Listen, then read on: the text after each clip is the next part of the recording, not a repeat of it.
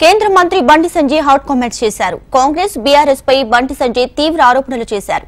BRS గంగలో కలిసిన party అని, బీఆర్ఎస్ ను బీజేపీలో విలీనం చేస్తే ఎలాంటి ప్రయోజనం ఉండదన్నారాయన.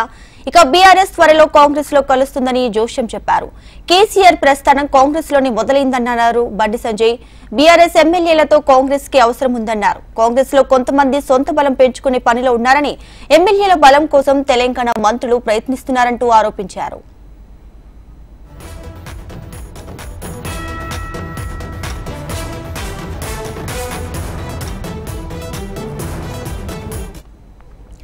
కేంద్ర మంత్రి బండి సంజయ్ హాట్ కామెంట్స్ చేశారు. కాంగ్రెస్ బీఆర్ఎస్ పై బండి సంజయ్ తీవ్ర ఆరోపణలు చేశారు.